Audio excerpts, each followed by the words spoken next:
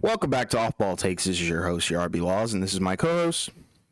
Wells. We appreciate all the support on the recent content. We do have a comment to read out on this episode, from Lewis Cunningham, 1308, and he said, Knicks fans are more pissed about nothing being done when anyone not named Joel Embiid would be suspended right now. And this is in regards to the Embiid-Mitchell Robinson situation from, I believe, Game 3 of the Knicks-Sixers series. Yeah, I mean, it's understandable. We talked about it, I guess in our previous episode, sort of in a way, right? And, like, we were definitely surprised that, it was kind of a flagrant one because it felt like, if that was a regular season game, I think he probably would have been tossed, to be honest. Absolutely. Um, because I remember, I think now that I think about it, I thought last year, I think against the Nets, didn't he have like a weird play where I think it was Claxton and like Claxton kind of stepped over him, and then he sort of kicked him, and he kicked him enough where he missed him just before he got to the spot, Yeah. but like enough that like to kind of send a message. So like Yeah. I don't know, Yeah. It's like very weird honestly, stuff.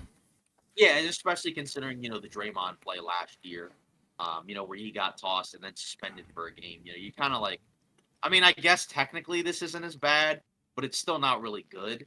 Weird, So unnecessary, didn't need to happen. But but I guess we appreciate the comment and stuff. yeah. And did you have one more thing to say? I guess they don't want to necessarily be like, we don't want to throw out a superstar, but sometimes, you can't just let a guy do stuff and then just be okay with it because it's kind of continued, and we'll get into it obviously as we go through these games. But yeah, not a great look, I think, from the NBA to be honest on that one. But Yeah, it for is what sure. it is. Yeah, and Um, before we do get started with today's episode, please don't forget to like and subscribe and follow us on Instagram and TikTok at the OBT Podcast for more content and updates.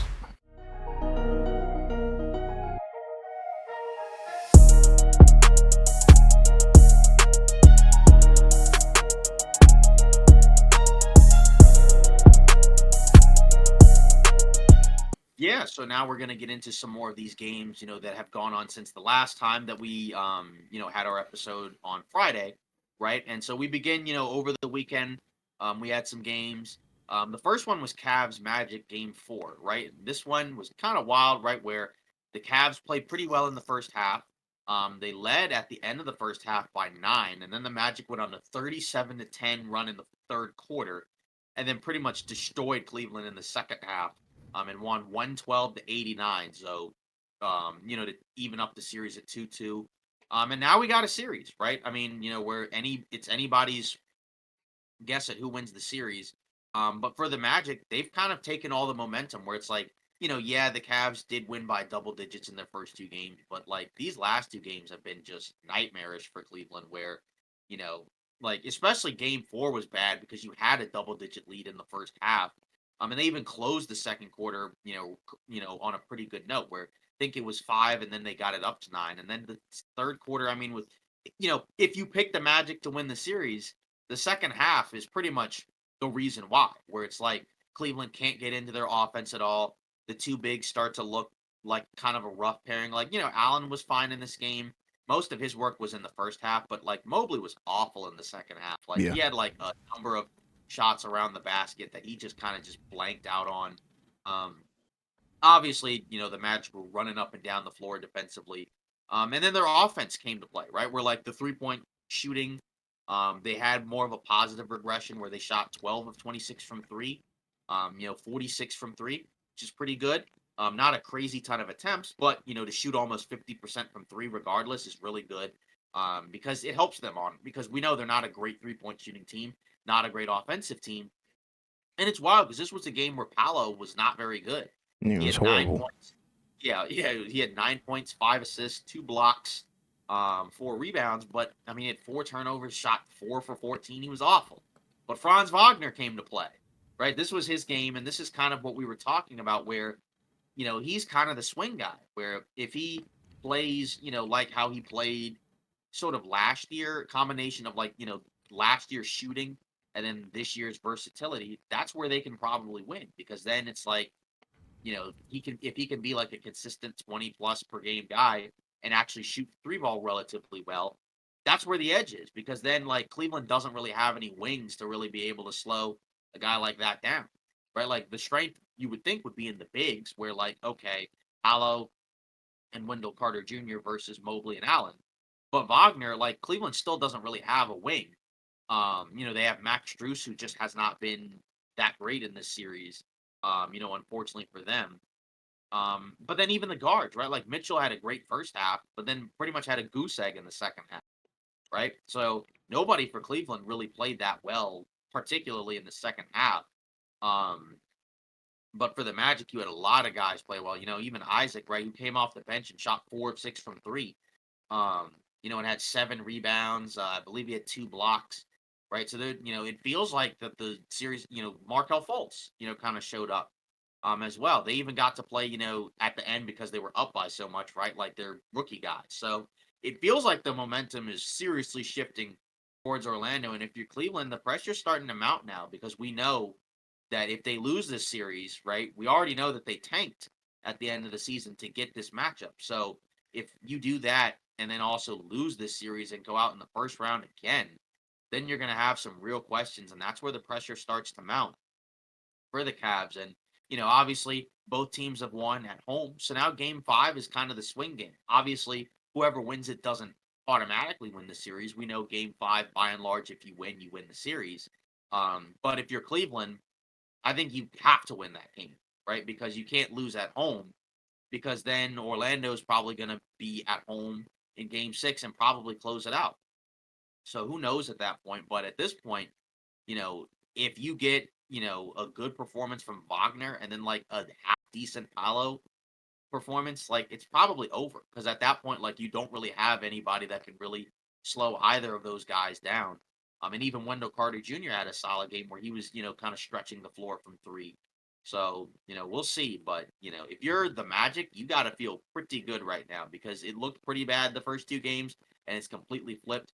But they did do what they're supposed to do and protect home court. But now you got to go into Cleveland and now you have to get it done.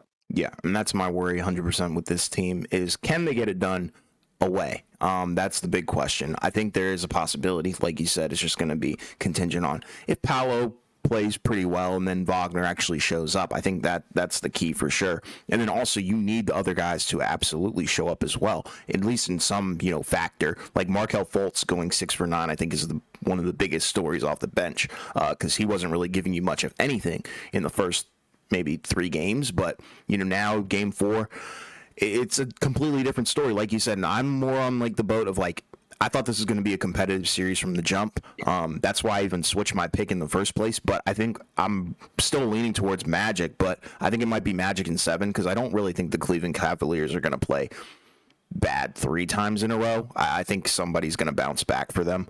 But Orlando for sure has the momentum, and that's the key. It's just a matter of can they do this away? Because I don't know if Jonathan Isaac is going to go 4 for 6, away and, not in their home, or if even Wagner, like he might forget how to shoot away again. And then that's a disaster. Because I think, you're better off with like a Paolo game where he's doing everything else and scoring a little bit, but you need a Wagner to probably do the majority of the scoring, and I think that's probably where they'll win most of their games. But it all comes down to, like I said, can you do it away? I would hope so, and that's kind of what I'm banking on. And also, their defense is amazing as well. That kind of goes without saying at this point. Yeah, really, it's Wagner. I think that you have to look at, like I said, he's the guy that doesn't have a real matchup that can slow him down because again, Mobley and Allen are probably busy. They've been busy kind of trying to hang with Paolo and Wendell Carter Jr. Mm-hmm. But then he's on the wing with like Max Strus, Garland, and Mitchell. So it's Right. like that's kind of the guy where if he can kind of take over, it's kind of like what happened last year with the Knicks and the Cavs, where it's like we thought the Cavs were going to win. But then, like in the latter part of the series, right, RJ Barrett comes alive, and the Cavs didn't have a matchup or an answer for him. And then, like for the Cavs, what's your adjustment? Because we haven't really seen much, from the Cavs, to really adjust in these last couple of games, right? Like they're still kind of playing these guys that just aren't working. Like Georges Niang just isn't working, right? LeVert. Yeah, LeVert has been awful, right? He's been abysmal. We talked about it last playoff series, right? Where, again, the guy that you're kind of relying on for scoring and he's not giving you scoring. So it's like, what else does he really, do for you from in that regard? Yeah. But it's like, who else can you even really put out there? Like, can you put out a Sam Merrill? I mean, he was good in the regular season, but is he going to help you in a playoff game? Maybe, but I mean, you got to try something. I mean, Marcus Morris, I mean, can you dig him up and see if he can maybe, kind of have a vintage throwback game, or even a Tristan Thompson? I don't know if there's like a whole lot of adjustments to be made. It really like, I mean, maybe there are, but it's just rough because if those guys aren't playing, it doesn't feel like you really have too many other guys you can really put out there, to take their place. So maybe that's where you start. But, again, it does feel like the Magic have all the momentum because the pressure is just going to start to mount for Cleveland because Orlando's, there's no pressure, even though it is a young team. They're not facing the same situation that Cleveland is, where like they could break this team up if they lose again in the first round. Obviously, Orlando will retool and build around their young stars, but it's not the same spot. There's not going to be as much gloom and doom for Orlando if they lose the way that it would be for Cleveland. So Game 5 is pretty much a must win, I think, mainly for Cleveland because I think like if you're Yeah. Orlando, you could possibly be like, all right, we lost Game 5, but we could win Game 6, and then we'll see what happens in Game 7. But I feel like if you're Cleveland, you cannot really afford to lose at home, and give home court advantage to Orlando, because if you do that and you go back to Orlando down 3-2, I think you're probably going to get smoked in that game. Yeah, for sure. And the two guys that I'm really looking at, like under a microscope, I know we've kind of harped on how bad the fit between Mobley and Jared Allen is, but I'm really looking at Garland and Donovan Mitchell. Y'all have to Yeah. come alive if y'all really want this team to actually work. Specifically Garland, I think that's kind of the weird fit, because I think Donovan Mitchell is probably more likely to get his, and Darius Garland will probably be like he's just got to come alive, and I don't know. It's just a clunky fit. It's weird. I think they're both too ball dominant at this point, and I think this series is kind of showing us what will happen if they do come across an amazing defensive backcourt, like the Orlando Magic, and they've just put them in jail pretty much. And I think it'll probably transfer over to Game 5, but we'll see. Yeah, exactly. That's the thing. You really got to give the credit to Jalen Suggs as well. Like even in a game where he had 7 turnovers, Yeah, right? He's still at one of the higher plus minuses of the starters because, like you said, he's flying around, playing great defense, just being a pest, really using his size and athleticism, to impact, those small guards for Cleveland. I mean, like that's kind of the wild part, right? Like you had him on all defensive team, and he's really showing, his defensive chops. for I don't, I sure. don't know what's about that, but Sorry, I it's mean, just like when you just called him a pest, it just brought up some funny memories. But yeah, for uh, sure. I agree 100%. Jalen Suggs is like the unsung MVP of this game for sure. He did so much on both ends of the floor. yeah. And then moving on, Oklahoma City just dusted off New Orleans. I mean, this series is done 3-0. Yeah. I think we thought that New Orleans could get a game, especially after it looked in the first game. But, shout out to Oklahoma City, like we mentioned with, the Homelander, one of our subscribers. Yeah. They look better and better each game, right? They've looked a lot more comfortable. Their guys are clearly adjusting, to playoff basketball. Shea's been really good. I know in this game he had, he shot 8 for 20, but still impacted the game with 8 assists, 4 steals, a block. And then the other guys came to play, right? Jalen Williams was awesome. He got hit in the face early, and then came back later, right? Cason Wallace stepped right in for Jalen Williams as he was hurt, played really well. Um, then after that, right, like you even got a really good performance out of Josh Giddey, right? Like I know some of that was like kind of when the game was out of reach, but even then, like he still gave you some stuff. Um, during that stretch where you kind of needed somebody when Jalen Williams wasn't out there. Then Lou Dort, right, on both ends. I mean, he was what 4 of 9 from the field, hit 4 threes, including like 3 in a row. Ingram had 19 and 4 in this game, 7 of 14. But you can just feel Dort's impact around the floor. Like even guys like C.J. McCollum and others like couldn't really get off. For most of this game, and that's kind of really the difference is that like for New Orleans, once Zion's out, it just kind of you know raises what those guys have to do, and they're just not quite capable of doing that. Where it's like, Yeah. Ingram, now it's like, okay, we know he's a really good player, but obviously if he's your best player, probably not going that far. Especially in a playoff series against a good team. And, obviously we'll, talk more about New Orleans once they're done, but you do kind of wonder, like, going forward, like, are you gonna have Ingram and Zion together? Because when they're on the court together, even though they've won a lot of games this season, like it still doesn't feel like it's a great long term fit because none of them are, neither are really great defensively. Zion's been much better defensively, as the season has gone on. But it almost kind of feels like the other guys outside of Ingram fit better next to Zion, like Murphy and Herb Jones. Like, and you almost kind of wonder, like, maybe would you move? Is it like Ingram kind of the swing move where maybe you move him, or even CJ, right, for like, a better guard, to kind of upgrade to like an all-star type guard and kind of just roll with the other guys, as your, 2 and 3. I don't know, but more importantly with OKC, they've been great in this series. And they're probably going to be headed to the next round, presumably to take on whoever wins between the Clippers and Mavs. But yeah, it's been really impressive by OKC. It's been like they're really fun to watch, especially when they're on. Just watching them fly up and down the floor. Obviously they don't have a ton of size, but they have a ton of speed. Um, and even the 3-point shooting, right, is kind of wild just because they put up a lot and it's been really good and it's kind of transferred over in this series so far. Obviously, it'll look different once they're playing some, better competition. But either way, like if you're OKC, you couldn't have asked for like a better start to your postseason than what you've gotten so far, where it's like, you've kind of gotten, relatively, a team that like you can easily beat. But, there are some solid players on there that can give some of your guys a little bit of trouble, but they've adjusted over the course of the series, and now they're ready for the big moment, I think, going on to the next round. Yeah, for sure. And it's like, the best analogy is like passing your entrance exam to something. And I think that's kind of what they've done here. It's wild to see them play at an elite level when they're away. I think that's the huge factor. I didn't expect that. I thought they would probably win or lose one on the road. They might lose, later today, but I think it's probably going to be a sweep now. But it's all around elite play, like you said. Everybody was doing their job. Everybody was doing great. When you get a great game from Josh Giddey, I think that speaks volumes to how they're able to progress as time goes on. And, it's a great test. I think this is a great test for them. And I'm excited to see what they do in the next round because, like you said, Brandon Ingram, good player. CJ McCollum, good player. But I think there are players in the West that are 100% better than them and that they'll absolutely have to face if they want to advance even further. So, but I think they're capable and very well equipped and deep enough as well to for sure make like a solid run. It's just like, the Homelander in our chat was talking about the finals. I don't think, they're probably going to make the finals this year, but it wouldn't surprise me if they go Western Conference finals or something like that, considering the group of guys that are here, how mature they are for their age, and how much chemistry they really have on and off the court. And I think it transfers both ways, and you can for sure see it.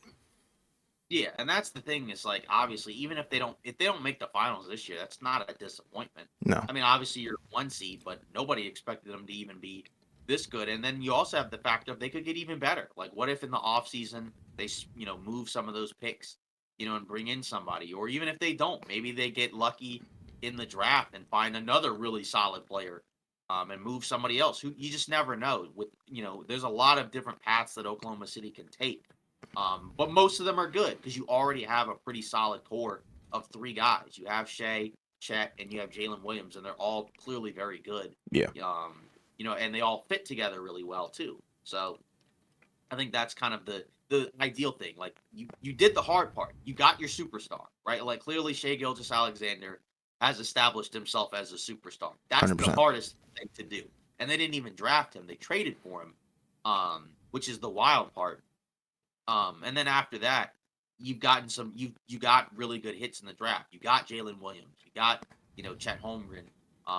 Even other guys, right? Like I guess even picking up random guys from other teams, like an Isaiah Joe, right, as a 3-point shooter off the bench, right?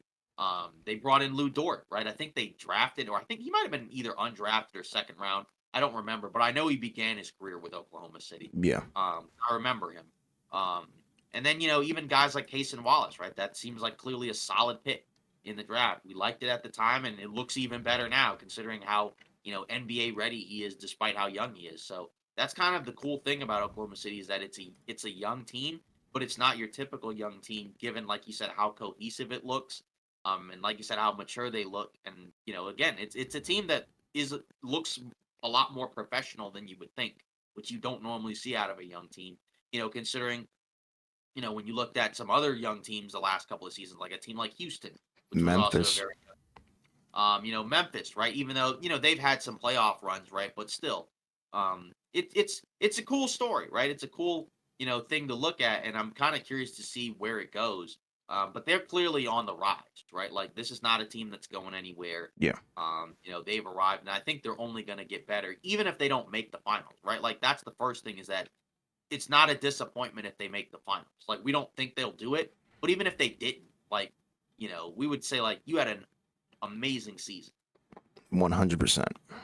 Yeah. And then moving on, Boston, Miami. Don't really have to talk a whole lot about that. Boston smashed Miami 104-84, right? Pretty much came back to play after the travesty from game two, right? Started pressuring guys. Don't know why they didn't do it in game two, but they did. Took Miami out of their offense and punished, Miami on defense. I mean, it's an overmatched team. It is what it is. Boston pretty much kind of looks like they have a cakewalk path to the NBA Finals.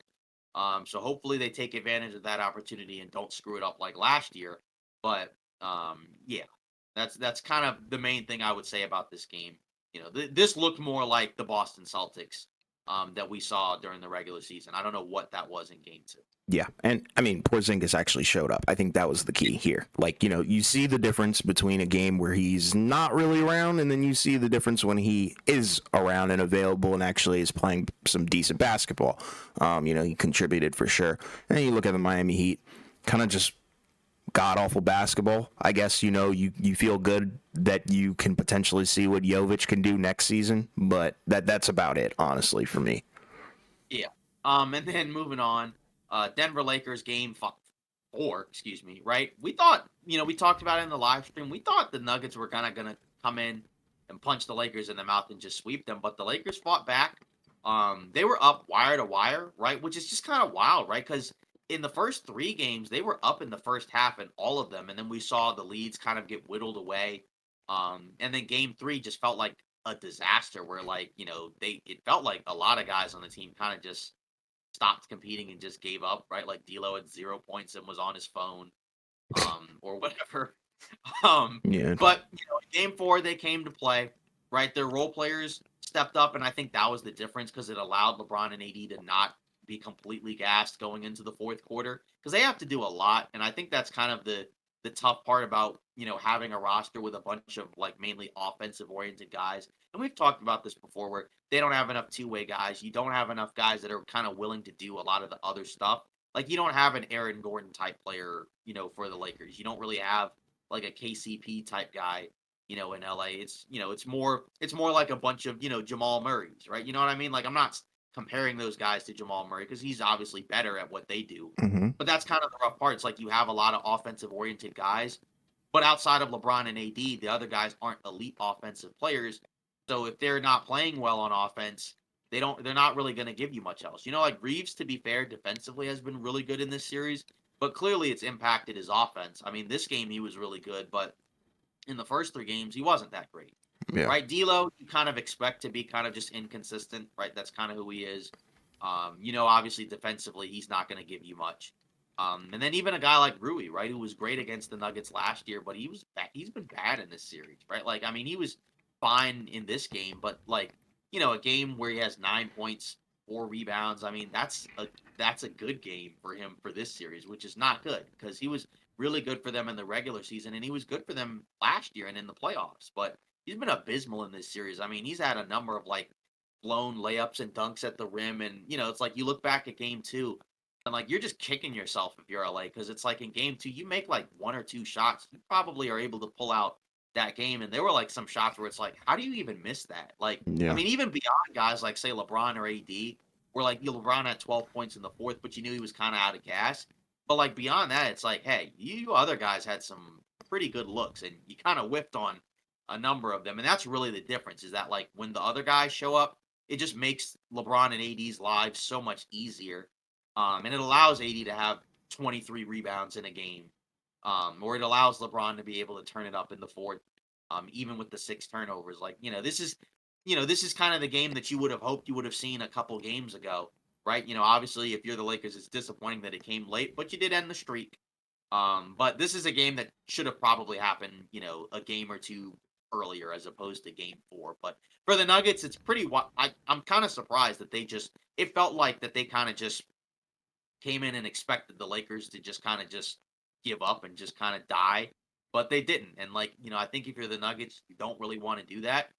We saw Minnesota sweep the Suns, which we'll get into eventually, but I don't think you can really avoid, you know, I don't really think you should do that kind of stuff in the playoffs because the last thing you want is to play an additional game and then somebody gets hurt, like we saw Jamal Murray kind of came up gimpy. I'm assuming he's going to play, but you don't want something like that to happen where like a guy has a serious injury and a guy gets hurt in a game that you didn't really need to play. Like if somebody gets hurt in game 5, that could literally be the season. We've already seen like Damian Lillard, go out due to injury, which we'll get in, and you don't want that to happen. So kind of surprising, but I'm assuming they'll come back and punch the Lakers in the mouth for game 5, but this was not a good look to me for the Nuggets. I think, if you can't come out with a game like that because it felt like, they in the fourth, they kind of tried to come back and give some more effort, but it was, but it was too little, too late and like I don't know. It was just I didn't like what I saw in that game from the Nuggets. I know it's one game, probably doesn't matter, but you just don't want to waste games like that because again, we saw the Warriors blow a 3-1 lead. We saw the Clippers blow a 3-1 lead. Anything can happen. It's they're not going to lose a 3-0 lead. It's just you don't want to be in a situation like that because you want to be healthy for the next round, right? You don't want to the other team is already waiting for you. You don't want to waste time playing another meaningless game, and then like go into the next series, kind of hobbled or whatever. It's just I don't know. I didn't like that. Yeah, 100%. I agree with you wholeheartedly because like my thing is the way that I look at it is, at this point, I think we know Jokic is going to go off, right? Or at least play fairly well. Then you got Michael Porter Jr., who has been the X factor, and he's pretty much delivered every game. He's been averaging around like 22 points, 53 from the field, 44 from the three. So, doing very good numbers. But then, you look at Jamal Murray, hasn't really had any great games. He had a great game winner, but nothing where it makes you jump out of your seat and go, wow, yeah, that's the Jamal Murray that we were waiting on. And I think it's an issue when D'Angelo Russell is over here outplaying Jamal Murray. And I think that's kind of the key for the Lakers because in this game, that is exactly what happened. D'Lo showed up along with AD and LeBron. So I think, the Nuggets are really just waiting on Jamal Murray to just have one of those games where he's able to wipe the floor with the Lakers. But to the Lakers' credit, they have done an exceptional job at making him uncomfortable, and I think that's what you're kind of hinting at and talking about with Reeves and what they're able to do, and kind of just bully him into weird shots that, makeable for him because that's the kind of guy he is in the postseason, but, maybe not the best high-quality look. And for this game, it was a weird one from Denver, honestly, if you want me to be real. Aaron Gordon, I didn't like the approach that he had with this game. Definitely a yin and yang situation comparing, his previous game to this one. Very weird. But, to the Lakers' credit, they did limit him, which is kind of what you would want because he's also an X factor as well. He could potentially be your third star if he's on the rebounds and, the boards and stuff like that. But, that's what the Lakers are supposed to do. And we talked about this. This was the ideal game that they needed. You needed an AD monster game, which he's been having pretty much every time. Minus, the fourth quarter stuff, but that's here nor there. But, with LeBron, he's putting up some pretty good numbers, 30 points. I think that's pretty serviceable considering, what was going on in this game. And then D'Lo actually showing up and then Reeves being a factor on offense. You just need the starting five to kind of show up and go pound for pound with the Nuggets, which is a tall task because I think, the Denver starting five is better. But if you can at least get something out of them and not 0 points from D'Lo and like horrible Austin Reeves efficiency, I think there's a chance for this series to be close, but it might be a case of like, too late, because I think what's going to happen is the Nuggets are going to win, but it could have been more competitive if you just really taken one in Denver. Yeah, I think the game 2 loss is where you lost the series. Yeah. Because if you won that game, then you go back to LA with the series tied. And, even if you lose one, you could go back to Denver, in game 5, and then that's the swing game. And you never know what happens after that. But once you lost game 2, that was it. And like a lot of times you don't want to say that a series is over after the second game because it's the first of 4. But it's just there are some series where it kind of comes down to a couple of games. Like last year, we saw, when the Lakers were in the playoffs before, like they took the game 1s on the road the first 2 rounds. And that didn't mean they were going to win the series, but if you were going to win, that's what you would have needed to do. Hmm. You would have needed to, stolen one of the first 2 games. I think preferably the first game because it just puts you in a better spot where if you lose, then you split. And if you win, you're up 2-0 as opposed to losing the first game and then having to win game 2 before you go back home, either down 0-2 or split. That's what you wanted to do, but they couldn't do that this time around, and that's probably the difference. Not that they were going to beat the Nuggets, but if you would had a chance, you needed to win one of the first 2 games, ideally. But and again, they were kind of on their way. It looked like to winning the second game, but then obviously we know what happened, which was what happened in the first 3 games. And it's kind of wild how the series has been because you look at the numbers where the Lakers have been up for the vast majority of the series. We talked about the Jamal Murray thing where he's probably been, he's been the worst of the 4 stars, right? Like we know, like even like with Jokic, like he's not badly outplaying Anthony Davis. Like they've been like Neck and pretty neck. neck, Yep. yeah, in terms of how they've been. Um, and then LeBron has been significantly better to me than Jamal Murray. So, and the fact that that's happened, we were like, in order for the Lakers to have a chance, that's kind of what you needed to happen. And it's like, great, you got that. But unlike last year, you've gotten very little out of Reeves and Rui. And that's kind of the difference. Where it's like, if you had gotten better series out of them, maybe you're going back to Denver with the series tied as opposed to going back down 3-1. Right. But at the end of the day, that's the tough part about that team where we know it's not a great matchup, where it's like it kind of forces LeBron and AD to do a lot when those guys don't necessarily show up because you need D'Lo to be good in order to win. Um, when he's not good, it just makes things so much more difficult for LA, especially from an offensive standpoint. And you're already asking a lot out of LeBron and AD on both ends. Like in Game 3, like poor LeBron, like he was getting backdoor cut by Yeah. Aaron Gordon like almost on every possession because you knew like he just couldn't do that. Like you Yeah. can't do that like, the whole game and then also do a lot on offense. And that's where like in the offseason, that's probably where you're gonna have to explore. Probably moving on from a couple of these guys and bringing in like some better guys on both ends of the floor as opposed to more offensive oriented guys, and that's where, the Pelinka, is going to have to get, I think, a little bit more criticism than he's gotten, even though we thought they had a good offseason. But, you need a little bit different stuff compared to what you needed a few years ago. And, again, we'll see what happens in game 5. Maybe the Lakers pull off an upset and then it just extend it. But can't, once you're down 3-0, that's pretty much it. Like, no team has ever come back. I think in the future there will be a team that might do it, but I don't think we're going to see it like anytime soon. I Like don't think the the game only has advanced far enough for that to happen right, yet. and I think like the scenario where it would happen is like because my dad and I were talking about it, where it would probably have to be a scenario where like a team is up 3-0 and then like their star player gets hurt and like is out for the rest of the Right. series. Like that's like the only scenario I feel like where that might happen, unless you just have 4 straight like 3-point crazy 3-point shooting games. That might be the only other scenario, but that's just so hard to do 4 straight times. I mean, like it's hard to win 4 straight times, let alone win 4 straight times after losing 3 straight. Like, I Yeah. mean, But yeah. And then isn't this like a weird thing? Like, sorry, I just had one more thing to say about the Lakers. Like, go on. as much as the win like looks good, I still don't feel great about it, because I feel like we already know that the series is over, and that's what Right. you were talking about with it being Yeah. over at game 2, and the win was good. At least you didn't get swept, but Yeah. technically today it's probably going to be a gentleman's sweep, and that's what it's looking like. So that's the unfortunate part. I don't feel optimistic about a W, which is crazy. Yeah. At least the streak is over. I mean, like losing Sure. to a team. I mean, you had like a Jokic quote where I think it was like something along the lines of like, yeah, once you, do it like enough times, like you start getting bored or like whatever it was. Yeah. Quote, I think it's really hard to play against the same team over and over again. You kind of get bored with the style of play. So you Yeah, just that's need to crazy. trust what we are doing and don't get bored with success because it can go wrong really quick. Like that kind of sounds like, the type of it almost sounds like a shot without like truly being a shot because I know he's like a funny guy, Yeah. but it's like, that's kind of what it felt like for a while. But the streak is broken.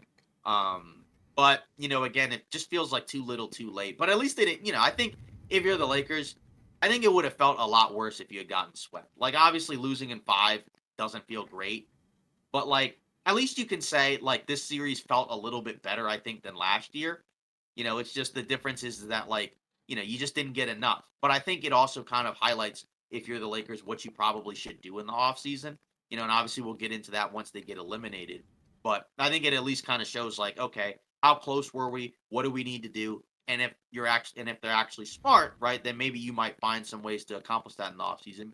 But we don't know if they're actually smart over there, like in terms of, the front office ownership. We don't know because there's been a lot of strange decision making the last few years, and we've talked about them. We'll talk Tons of more about it. unknowns. It's crazy. Yeah, once we have to get there. And then moving on, Bucks Pacers, right? We had game, 3 and 4, right? You had game 3, right? The Pacers won in overtime, basically a game winner by Halliburton, right? Where they drew up a play where he got, basically to run. He ran like, from free throw line to free throw line, where they inbounded the ball to him way back, and he got to use his speed, get downhill, float it in. This was a really competitive back and forth game. To be honest, like it was kind of scary because in the first quarter, the Bucks got waxed where they were down 20 early in the first quarter. Lillard gets hurt at the end of the first quarter. You don't know if he's coming back. He comes back in and guts it out, but he's clearly not the same, right? He shot Yeah. 6 of 20, 4 of 12 from three. Middleton was great at 42, had kind of a throwback game, but then unfortunately in the overtime, too many offensive rebounds. I think Indiana, I swear, must have had like the ball for like 4 of those 5 minutes in overtime. Yeah. It was bad from a Milwaukee standpoint where they just could not get an offensive rebound or where they just couldn't get a defensive rebound to save their lives. And that was kind of the difference between winning and losing that game. Where like if you're Milwaukee, that's brutal that you lost that game. And then obviously you can say some more about it, but yeah, that's bad. Yeah, and it's like, Chris Middleton, he had a masterclass game. Like, this was arguably exactly what we talked about going into this game right here. We were like, you need somebody to take some pressure off of Dame. And Chris Middleton stepped up. He looked like, his former self. Unfortunately, we got robbed of it because, the Halliburton game winner. But for Chris Middleton to force overtime, that was kind of like a huge momentum thing for sure. But at the end of the day, I think, Turner, that's where the mismatch really is. I think, you can kind of see what you were talking about in the live stream that we did yesterday with Miles Turner and, Brook Lopez. You're looking at Lopez and you're like, maybe he lost a little bit of a step because of his age, and you can kind of see it. There's a play that we'll get to in Game 4. So, it was wild, though. But Yeah. regardless, crazy game, good game from Halliburton. I think, obviously being able to put up 18 points and 16 assists, doing, his normal thing. And the Pacers actually look like the regular season version of themselves, which is good. Sometimes, in this game, it was kind of weird, though, because you look at the 3-point percentage, and when it doesn't fall, I think they're more down to earth and they're more like a normalized NBA team where you're not looking at their offense as super duper special. But I think the issue is like, Milwaukee is not that elite without Giannis. So that's kind of where the discrepancy is.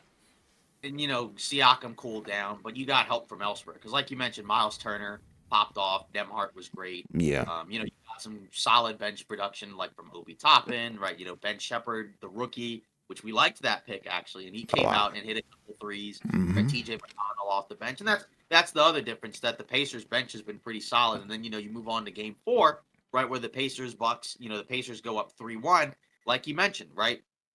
Just solid production from everybody. This was Halliburton's best game. He didn't have as 100%. many assists, but he was very aggressive on offense. He was looking for his shot. And this is kind of the Halliburton that you wanted to see, where it's like if they're going to win this series, that's kind of what he needs to be. Obviously, yeah, like could he have more than 4 assists?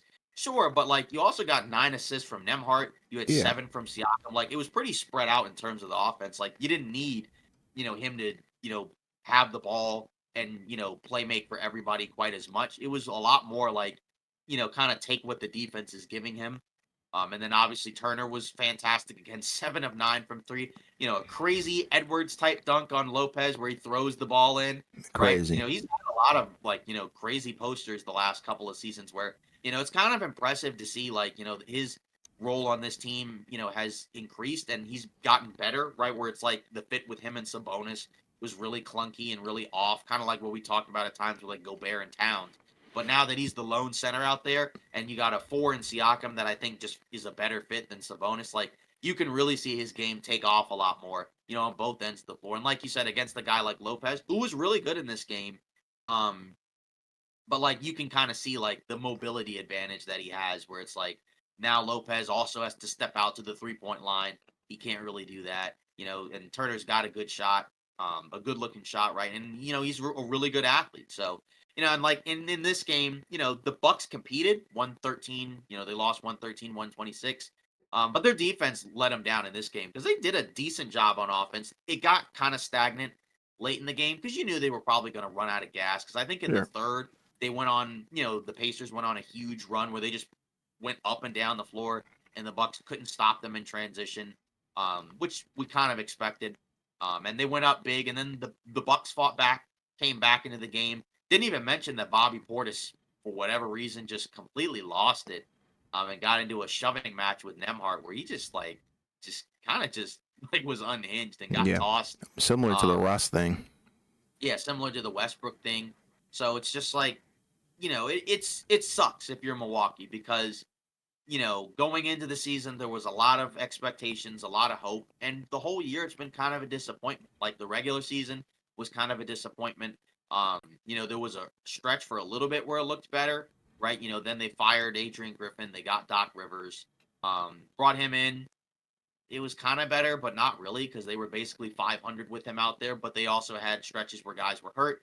And then it all just came to a screeching halt because Giannis gets hurt right at the end of the regular season. He's not available to play. Then Lillard gets hurt, obviously. He might be done. Maybe he comes back, but, I don't think you risk that. So it's just a brutal ending probably to the season for Milwaukee. But obviously for the Pacers, obviously you're on cloud nine because this is your first playoff series, in a little while, I think, since the bubble, and you're poised to win it and move on to the next round with a real chance to make the conference finals, depending on, the Knicks coming out of that Phillies series. So just a story of just two teams where it's like, one feels great and then the other just feels awful. Yeah, and it's kind of wild to think about. I think the argument that I had made earlier in the season with Milwaukee being kind of on the more fraudulent side and on the fraud watch list, I think that's kind of been negated and nixed 100% because of the injuries. However, I was more on the side of like, I think this series would have been super duper competitive, but I still would have thought that Indiana would have came out on top just because I don't think they really knew how to game plan for the Siakam move. I think that is something that has opened up the floor for them tremendously because Siakam isn't just a great, scorer. He's also a great Yeah. passer, or he can be when he needs to be. And that's really key. Like you were talking about with Miles Turner, him being able to spot up and be a popper and roll as well. It's very versatile, I think, and be very good on defense. Very underrated. Yeah. It's just sometimes he kind of gets outplayed by guys who maybe are a little bit more skilled and Yeah. bigger than him. Exactly. Yeah. So, that's the unfortunate part. But when his game is very good, I think, you can reap the benefits alongside having a point guard with Tyrese Halliburton, who's an elite playmaker, and Siakam. I think it's just a great fit. And I think you feel better about that big three, if you want to really call it that, or that core of guys, than probably the Giannis and Dame duo, just because Middleton has been so inconsistent. Lopez is up and down as well. Portis, like you said, completely unhinged. And then the lack of depth, I think, everywhere else is also another worry. Because I think Connaughton's fine, but then the young guys, they don't really get a whole lot of minutes. Beasley's very good, obviously. He's one of the best shooters in the league. But then you have Pat Bev. It's just a weird team. So I feel like they would have crumbled anyways. But regardless, like you said, Indiana is definitely, feeling themselves like crazy because, hey, they deserve it. And they're getting the job done, which is all they really need to do. It's not really about the situation because they can't control the fact that Giannis got hurt or anything like that. They're just doing their job and playing basketball. You play who's in front of you, For sure. obviously. You don't really think twice about it. That's kind of the mantra always in, every Yeah. sport where it's like, fortunately every year there's always a situation where somebody is hurt and it always impacts what happens in the playoffs. Yeah. Because it's impacting other series right now as we speak. Yeah. Which we'll get into. So I guess we can go into Clippers Mavs as well, Mhm. right? We had, kind of a tale of two games where like, the first one, that the Mavs won 101-90, right? The Kawhi played, but only played in 24 minutes. Didn't really look that good. Had a couple of dunks, but 9 rebounds, but by and large, just didn't look right, Right. and then obviously, when he was out there, they looked bad. I mean, like to me, I mean, maybe the plus minus doesn't reflect that, but I mean, to my eye, when he was out there, they looked a lot worse, and when he was off the floor, they looked a lot better, just because they were able to play more up and down. I think a guy when he's kind of just lifeless out there, it's just gonna hurt your team. They need him to be healthy. If they want to go to where they want to go, but we just don't know. And then obviously, we got a report before game 4 where we don't even know if he's going to be back the rest of the series. Like he's out indefinitely, which is not a good sign. Um, so who knows if that gets better. And then obviously on the other end, right, Dallas. Um, again, you got Kyrie playing really well. Luca hasn't shot well in this series. But you're getting production out of a lot of guys, Gafford, Washington, Derek Jones, right? You had the weird Westbrook and Washington moment where they got into a scuffle. Westbrook was just, I don't know, just out of his mind, in my opinion, in that game, where he picked up, Didn't even yeah, he got 0 for yeah, 7 from the field. yeah, flagrant text. Probably also like, yeah, like you said, him not having a good game, Yeah, it's probably probably also frustrated. probably frustrating. And I'm sure that situation is incredibly frustrating because it's not Kawhi's fault, but the fact that you just don't know what's going on with him physically, I'm sure is probably, a frustration for everybody in that locker room because Yeah. they all want to win. Obviously Kawhi wants to win as well, but when he's not available and he's not right, like, and you don't know about it, I mean, I don't know how you can really do anything with that. Like, Right. that's it's obviously, the Clippers won the next game, which we'll get into in a moment, but like it's just kind of hard, to trust, the Clippers from the health standpoint. Yeah, for sure. But I think the funniest takeaway from this game was like now we know like the chemistry between this Dallas Mavericks team, I think, is elite. You get the PJ Washington moment, and Luka's loving every minute of it, and that's kind of the funny thing. But it definitely did not translate fully over to the next game, unfortunately. But overall, this was, like you said, a weird game because even like a guy like Paul George was completely off the mark as well, alongside Yeah. Westbrook and Kawhi Leonard. So And then moving on into the next game, the Clippers tie up the series, which was wild. Where you were wondering like, okay, what's going to happen? The Mavs are riding high after winning Game 3 in Dallas and Game 2 in LA. What's going to happen? And then the Clippers came in, without Kawhi and just stomped the Mavs in the first half. They were up by as much as 30. Every shot was going in. Every Mav shot was going out, and it was just brutal. And then the Mavs, Kyrie kind of wakes up after, kind of a slow start and kind of gets it back to a little bit more manageable of a deficit at halftime. I think they were down maybe like 20-ish, something like that. Um, then obviously they make a huge comeback where the Clippers just completely collapse in the third. And the Mavs get it down by as much as 2. Then the Clippers in the fourth quarter kind of, regain their composure. The Mavs storm back and take the lead briefly with about a minute or 2 to go. And then you could tell they just kind of ran out of gas. I mean, that would have been tied for the biggest comeback in playoff history. The other one was the Clippers coming back, ironically, against Golden State in 2019. I think that was the Clippers team right before they got Kawhi and Paul George, where it was like Montrezl Harrell, Lou Williams, SGA was there, mm-hmm. funny enough, and others. But just I don't know, just kind of a weird game where it's like, yeah, it's kind of wild how they've looked so significantly better with when Kawhi is not playing. But it goes back to, like I said, when you got a guy out there that's pretty much lifeless. I mean, he hurts you out there. And then Harden and Paul George were kind of the two. They were the best tandem. In this game where Harden's going toe to toe with Kyrie, who was great. And then Paul George was great in the first half, didn't do quite as much in the second half, but then in the fourth, he had some big buckets, right? Where I think he had an and one. He had the, ridiculous step back 3 in the corner, a la Ray Allen, where it's Yeah. just everything looked smooth. It didn't even look like, like a weird herky jerky play. Like it Yeah. was something that, he's clearly really good at and very comfortable doing. Yeah, it's a part of his game. And he played some great defense, like helping on the switches on the pick and roll with Kyrie Irving. Pretty much not shut him down, but definitely got a couple of stops on him. Right. And I think the interesting thing from the Mavs perspective is that like Luca's not been great to me in this series. And I know like that, I know that I think he's been on the injury report, with like a knee injury or whatever. Even he himself was saying like, yeah, I let Kyrie down. I got to help him out. Because Kyrie has been the best guard in this series for the Mavs. Yeah. And that's kind of interesting where it's like, if the Mavs want to win, you need Luca to be better than he's been because he shot really poorly in these games. I mean, even in the game that they won, he shot like 20 something percent from the field. He's been This shooting game, 37 from through yeah, the entire series, 30 from the yeah, three. exactly. This game, he was 10 of 24 and then 1 of 9 from three. Had 10 rebounds. He had 5 fouls, and that was kind of a key that allowed the Clippers to kind of easily, grab the lead back where like they just put Luca in a spot where he had to play defense with 5 fouls, and there was nothing he could do. Like, because, defensively in the previous two games, he was fine, but obviously when you have 5 fouls, late in a game, there's nothing you can do. And going against Harden, I mean, he smartly so, called out the switch, got Luca switched on him, and it was pretty much easy pickings at that. And Yeah. then the Mavs went small to close out the game. No Gafford, no Lively. I mean, he just went to the lane and got the floater every single time. I mean, it was like some of the easiest shots he had all game because in the first half it was largely from the perimeter, where it was his step back threes, the mid range, and then in the second half it was mainly just driving to the basket. And it's kind of wild because in these kind of games, this is kind of why you go out and get Harden if you're the Clippers because he's a floor raiser for your team.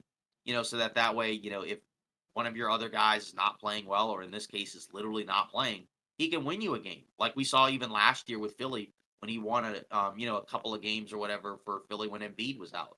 So I mean you look at it from that perspective, but I don't know. Now it's anybody's guess as to who wins the series because, going into the game, I thought the Mavs would win. I was shocked that they got smoked in the first half as badly as they. That hurt them Um, so much because they yeah, and that probably would have won the game if that didn't happen, like, you know? yeah, if they were down by like 18 as opposed to 30, I mean, like that might have been a game that you might have been able to come back and steal. I mean, I know they had the lead, but you have to play perfect basketball, and you know, one mistake pretty much puts it back up to like a 7, 8 point game. All the other team has to do is just not completely collapse, and it went from looking like a classic Clippers collapse to a big win for them where they extend the series, and get a win in Dallas. So now it's kind of anybody's series. I don't think Kawhi comes back in the series. Hmm. Maybe he does. Um, we just don't know. He's out indefinitely, and to be honest, if he's not ready to come back, he probably shouldn't because they've not been good when he's been out there. Yeah, 100%. And like you said, it kind of trickles down because Kawhi's the best player. So if he's not going to play well, then probably nobody else will, in terms of guys that kind of feed off of his game, like a Paul George. And that's, like you said, where James Harden comes into play because he knows his job, he knows his role. And that's what we talked about when this series first started was like, he's going to get the job done. Like, it's just a matter of what are they going to look like defensively, and how can you stop Luka Doncic without Kawhi? I think that's the huge issue. But to be fair, Luka hasn't shot that amazing, which is playing right into the Clippers' hands. It's just Kyrie Irving has been on another level in this game. With the 40 points, it's crazy.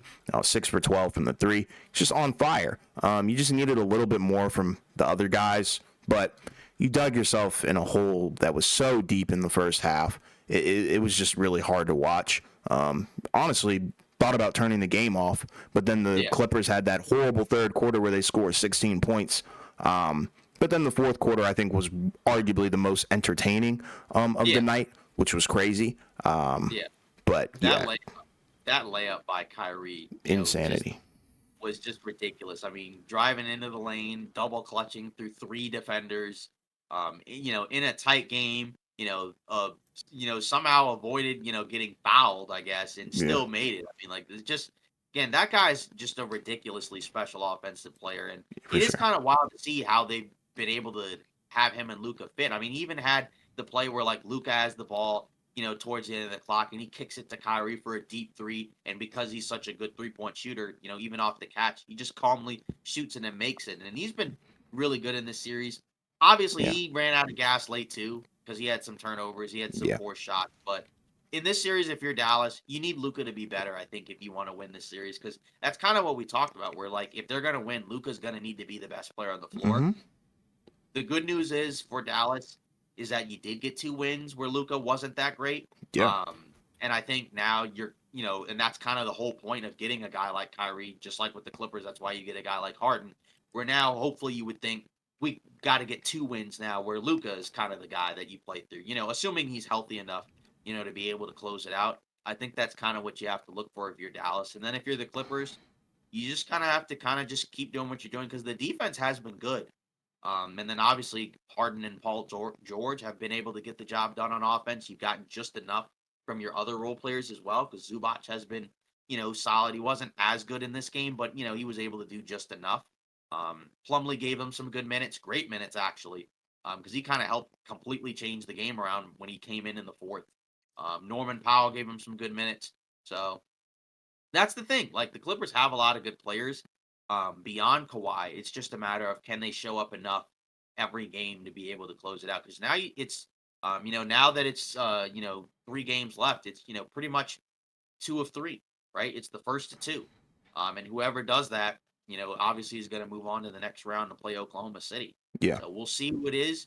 I'm assuming we're both kind of still sticking with Dallas and not going down with the ship. I'm sticking with Um, Dallas because I think Dallas has bought themselves a decent amount of time because I don't think a lot of people expected them to kind of win the 2 games that they did win. And, hopefully Luka does get healthy. The problem is the Clippers have also bought some time as well for Kawhi on a potential return. Who knows? But Luka's playing through something, obviously. So the concern is he needs to elevate his game through that injury, which is a tough task. yeah. But I think it's possible. Yeah, and then moving on, the Knicks Sixers just insane. I Mm-hmm. mean, the Knicks go up 3-1, 97-92. We talked about how in the first couple of Knicks wins, it was kind of interesting how they won the first 2 games and Brunson wasn't really Jalen Brunson. Shot really poorly. He was like what 30 something percent from the field, something ridiculous like that.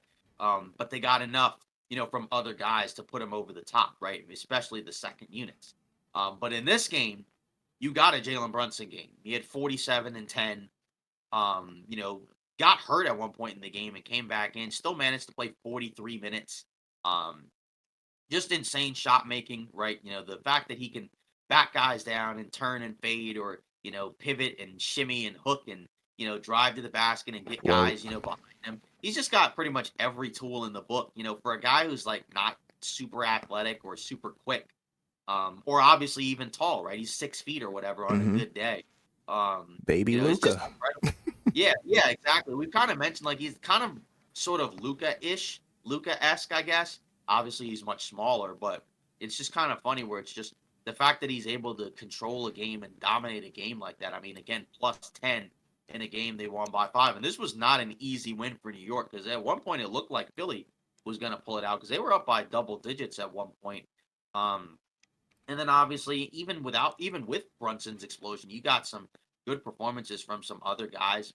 Ananobi was great. He had 16 points, 14 rebounds, 3 blocks. He was the guy in the second half when Hartenstein was in foul trouble. He was the guy that they trusted guarding Joel Embiid, which we kind of saw in the regular season, in that one game they played, and he did a good job, kind of limiting him as well as he could.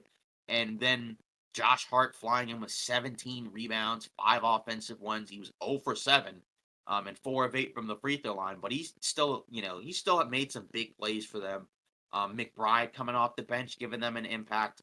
I mean, it's just kind of special what the Knicks were able to do. We talked about in the live stream just how insane it was that the Knicks crowd kind of overwhelmed the Philly crowd there. Yeah. And especially, obviously, even at random points where Brunson's at the free throw line and you're hearing MVP chants when the game was still a competitive game, like it was a back and forth game. It's just wild, and it's just kind of crazy how the Knicks, we picked the Knicks to win this series, and obviously Philly can, can come back and win, one of these next couple of games, but this series kind of feels like it's over, and for Philly, it's unfortunate, right? Because Embiid early in the season looked like an MVP, looked like the favorite to win MVP, looked like the best player in basketball, for 40 games or whatever, or I guess 30 games, and then he gets hurt, and then tears his meniscus, comes back. Even though he had 50, just hasn't been the same. Obviously we know he's dealing with the Bell's palsy thing. And he's playing hard. He's trying to fight through stuff. But again, in this game, you needed him to be better. Especially when this was a game where I don't think you got quite enough out of other guys. The bench pretty much gave them nothing. Maxi was not as good this game as he had been in other games. Like you mentioned in the live stream, he was a little too shot happy at times. Um, Lowry wasn't as good he had 5 boards, 7 assists, but he was 1 for 6. He missed a crucial free throw. Um, and then Tobias Harris has been just disastrous. Oubre was weird, like you said in this game. It felt like it was a little too much Oubre, Yeah. and I think that's kind of one of the problems with this team is that like you do have a lot of depth, but there's also like stretches where it feels like you're relying on too much from guys that you don't really want to rely a ton on. Hmm. And then even Embiid, right? He played the whole second half, but he ran out of gas and pretty much gave them nothing in the fourth. Had some really bad possessions where they were just kind of forced shots. Had the awful possession at the end where he had the open mid range that he makes in his sleep and then passes it up for a contested layup under the basket and Yeah. just smokes it, and then that's the ball game. And then it's just kind of rough like that. That's probably how Philly's season is going to end. But it's kind of like with Milwaukee and Indiana. On the flip side, if you're the Knicks, you're on cloud nine because you have a real chance to make the conference finals in a year where, with the Knicks, there's been frustration obviously because of all the injuries. But, Mitchell Robinson didn't play in this game.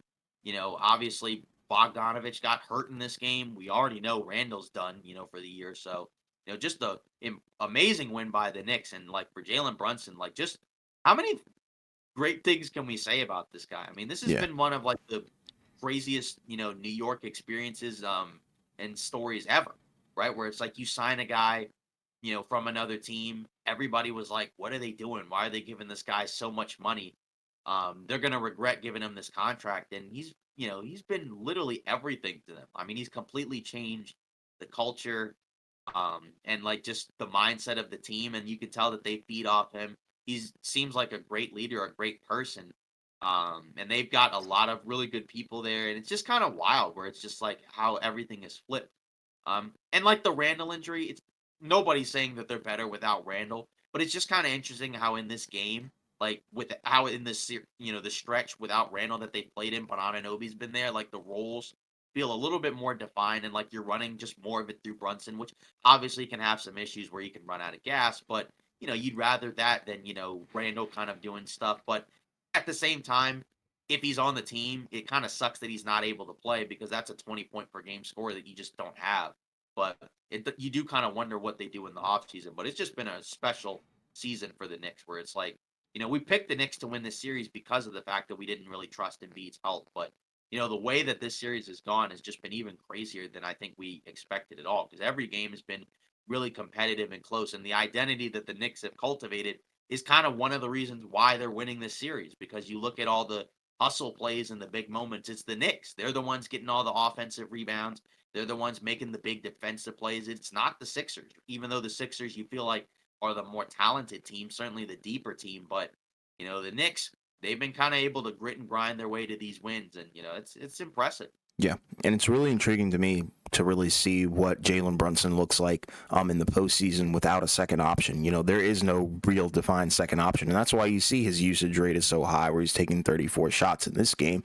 But when they're going in, he's goddamn unstoppable. I mean, Philly had no answer for him. They tried Lowry, they tried Maxey, but every time he attacked them completely differently, which is amazing, and it's a complete turnaround from what we were seeing in the first few games where, they were throwing a lot of doubles and he couldn't really get anything going or get any good looks. But, now that he's found his groove, it's a no contest, really. And the thing with Embiid, like looking at the 76ers, it's kind of annoying sometimes to see him settle. That might just be me. Like, that might just be a pet peeve of mine. But when he settles for, threes or just tough shots, it kind of makes me mad because I think we all know that he has the potential to kind of just get either an easy bucket or an easy opportunity at 2 points at the free throw line. So that's kind of something that's frustrating, but I understand. He's trying to force it and he's trying to win.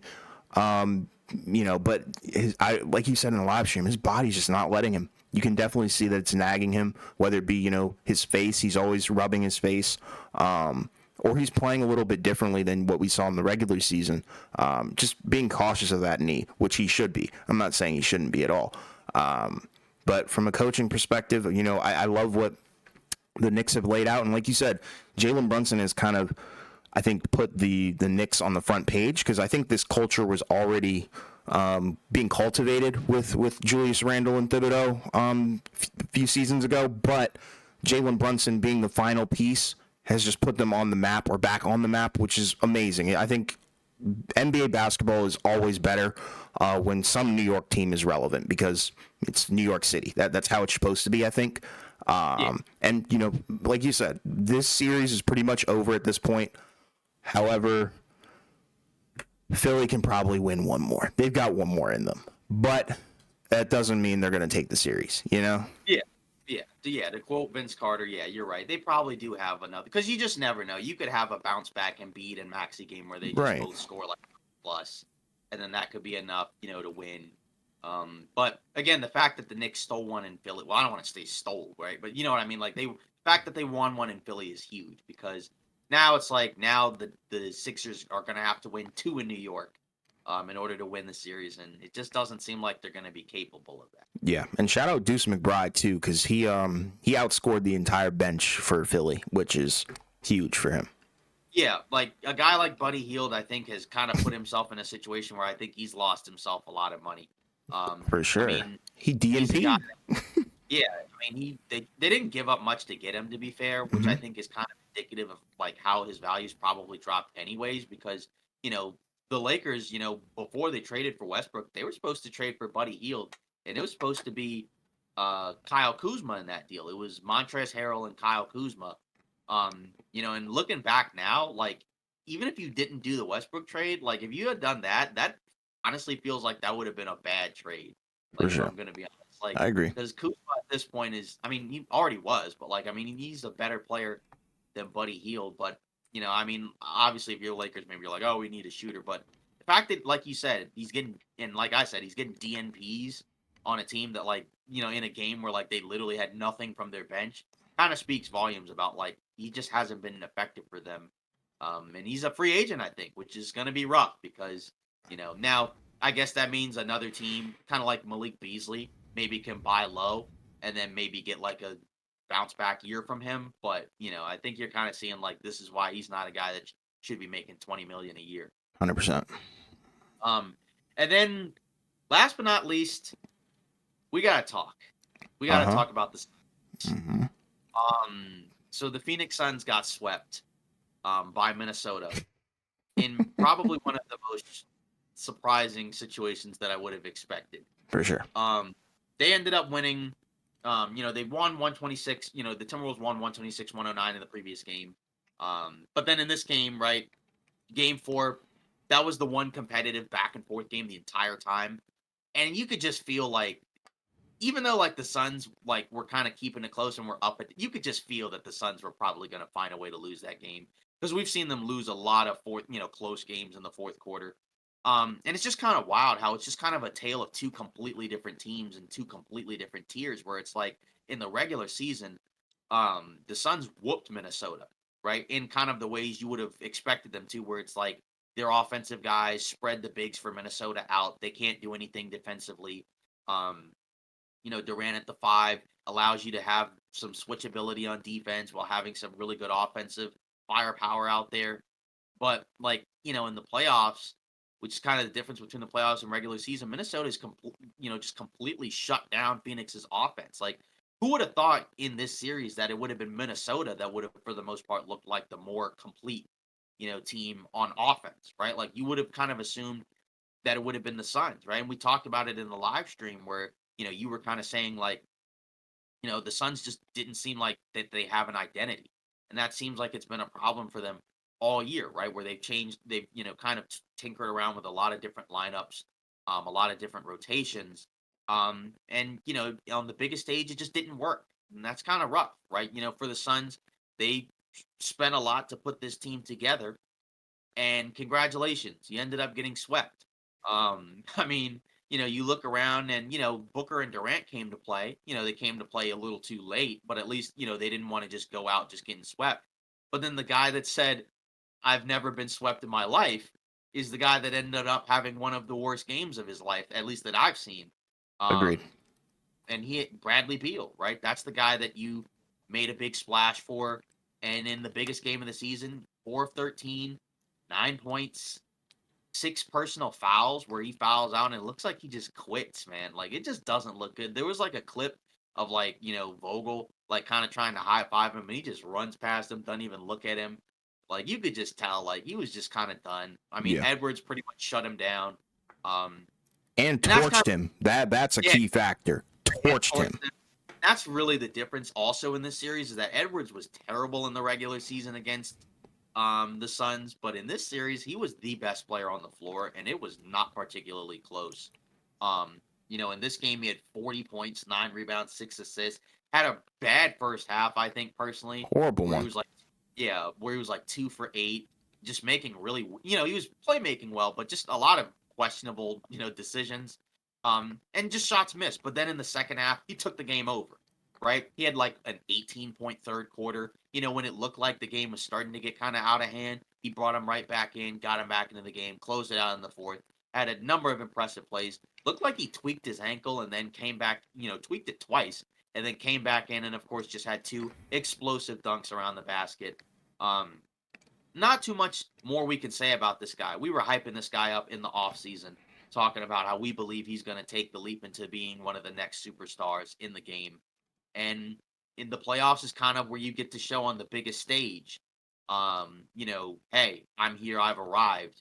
And, he was able to do that. It sucks, unfortunately, as we were talking on the live stream, we found out that the coach, Chris Finch, sounds like he has a torn patellar tendon in his knee, which is just awful. Yeah. So that means he's probably going to have to do some stuff from the sidelines. Like I don't even know. Like I don't know if when he's going to have surgery, but that's awful. Hopefully he has a full recovery. But either way, I mean, just a really impressive just domination by the Timberwolves. Like this was of all the series where it's like which team is the most likely to get swept?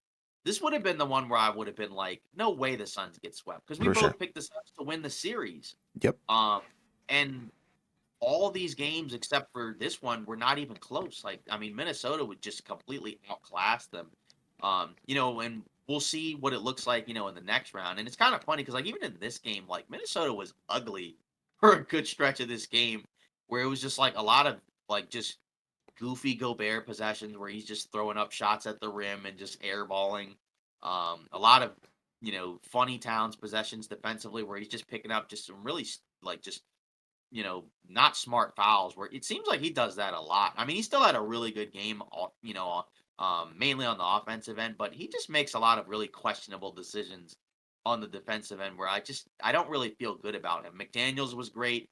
And that's kind of the wild part is that they're in these games, all their defensive guys have been in foul trouble every game, but they've still managed to play lockdown defense. Yeah. And that's Minnesota's identity, where it's like we're a defensive first team. We can turn defense into offense. And then like even the offense, like I know it wasn't great in this game, but like, a lot of the sets, a lot of the actions just feel a lot more together. Whereas with the Suns, it doesn't really feel like there's a real structure or anything.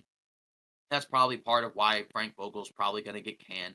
Not all his fault, didn't do a great job, but also it's like, was he really the right type of coach for that Suns team? I mean, I guess the thought process was defensive minded coach for an offensive minded team, but you got to have your coach match your personnel, and it's like it just doesn't make any sense. Like, you know what I mean? Mm-hmm. Like that's kind of how you have to look at it. And for the Suns, I don't know what the next real thing for them is because they're probably kind of headed on a dark path where it's like they can probably really do is just see if they can maybe retool the roster around the margins a little bit. But it's like you got 3 supermax guys.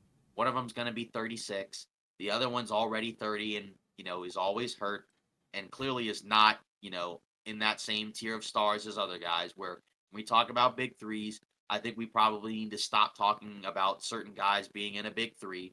Um, you know what I mean? And so I don't know what they do. So they might be stuck where it's like they're stuck with that roster and they can't really do a whole lot. And the CBA hasn't even kicked in yet. Where like they're gonna have some even tougher things to do where they're gonna lose draft picks. They're gonna lose the ability to sign certain types of free agents. It's gonna be a lot harder to make trades where you have to match the salaries, I think, exactly.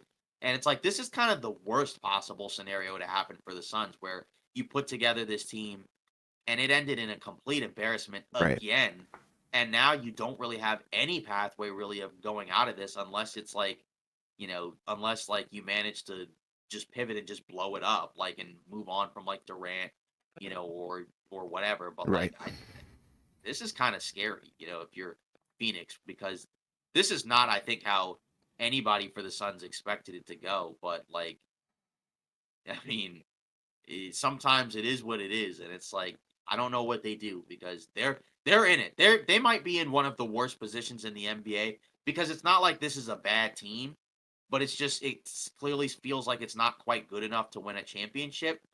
But you're spending like it's a championship team, and I don't really know how you can really get better because you don't have young players, you don't have picks, you don't have other movable contracts aside, I guess, from like Nurkic, Allen, or Nasir Little. But I don't know. This is brutal if you're Phoenix because this is not how this was supposed to go. This was supposed to be. I mean, again, we kind of thought going in that this was the best position for the Suns to be in. You avoided the plan. You got a matchup against a team you dominated in the regular season. Um, but instead, you know, they kind of showed that they probably are who they are in terms of what we thought going, midway through the season, where it just felt very inconsistent, and probably just not good enough to be a championship team because you got to be consistent to be a title team. And they weren't. And we talked about it where the three stars don't really fit well together. You needed a point guard, some type of organizer, even like as a back, like that would have been okay. Um, like it doesn't have to be a starter, but just somebody who can help out some of these guys as opposed to just guys going one on one. Again, shout out to Durant and Booker, in game 5, or excuse me, game 4. But none of them none of them were really good in this series. Yeah. Um, that's kind of the scary part because it's like, wow, you all got outplayed by Anthony Edwards, who's not even like in his peak yet. Like he's kind of just starting to be on the rise. Like, I mean, that's kind of nuts to me. Like that's probably like, and that's kind of the pathway for Minnesota to win a playoff series is Edwards has to be the best player on the floor. And if you have the best player on the floor, you have a chance to win pretty much any series. And that's kind of what we saw in here, where it was just, watching him kind of bully the Phoenix guards was just kind of just a sight to see, where it's like he's kind of letting everybody know, like, I'm the guy, Yeah. uh, on the court. Yeah. You know, just to throw a stat out there, Suns were minus 51 when Booker, Durant, and Beal shared the floor in this entire series. The blame goes around for sure. The coaching was bad, the star play was bad, and the role players were bad. It was just all bad, and I don't understand how this really happened, considering that they were so good in the regular season, considering also that, the health issue was also a thing at times during the regular season as well. But I don't even know what to really say about the Suns. Like you said, their hands are tied for probably the next decade or two. And I don't know. What can you do, really? I mean, the best that you can do is probably ride it out, but it's not like you're going to be able to get much better. You're going to have to be expecting Booker to still be elite, which I'm sure he will be. Bradley Beal to be elite, which is a question mark now. Then you have Durant, who's on the decline. Not, yet, I guess, but will be in the future. So that's not going to help. Yeah, I think you can kind of see like even him in the playoffs is not quite the same as what we saw in the regular season. Yeah, Like it's different. Yeah, which you kind of expect, but Yeah. I mean, like, And like I don't know. It's weird. I'm still really at a loss for words because I'm just stunned that this even happened in terms of who they played against. Minnesota's no slouch. There's a reason they're the third seed in the West, but it's Anthony Edwards. He doesn't have a lot of experience in the playoffs. Not as much as these guys, or really Booker and Durant, if you want me to be real. I mean, yeah, It's crazy. But you have to give. What you say? He looked like the most comfortable player on the floor. Yeah, it makes no sense. He scored 31 of his 40 points in the second half, so that means all he did was really heat up, and it got crazier and crazier and crazier. Hitting contested pull-up threes, step-throughs, freaking posterizers after tweaking your ankle. Turnarounds, even the playmaking. It's like, what can you do? You can't stop him. And that's great for Minnesota, and I think that's what they deserve, And we watched him grow. He's evolving as a player, a leader for sure. He's the face of the Timberwolves and arguably the face of the league potentially. I know that's what Kat called him, but I just don't know what can you do here, because Book put up as much as he could, KD put up as much as he could, but then you have other guys just around the entire Phoenix Suns that just don't even look like they work together, like at all. Yeah. Like Beal does not work with Devin Booker, and I remember when they brought Beal in and they said they were going to bring him in to camp as a point guard.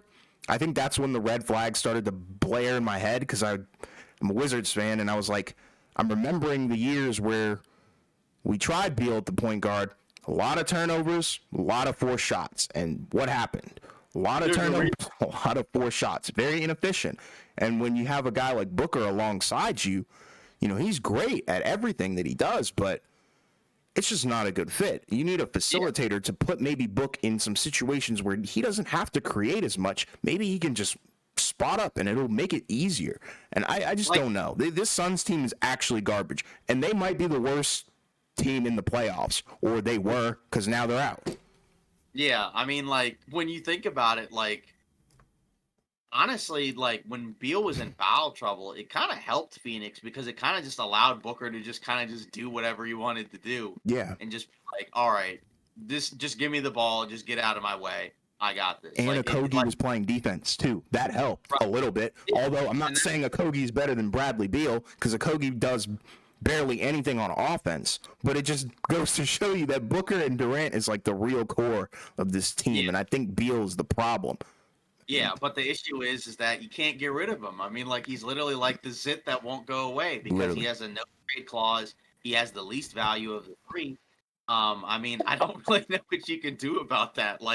I'm just saying, it's literally like the zit that won't go away. I mean, I'm sure everybody's had that at least one time, and it's like you try to pop it, and it just won't disappear. It won't leave you alone. Yeah. That's kind of the issue here. And again, I don't know what the Suns do, because we talked about it, when we look back, the last several years, where it's like they felt like they were on the rise. They felt like they were on, the come up, where we saw them in the bubble.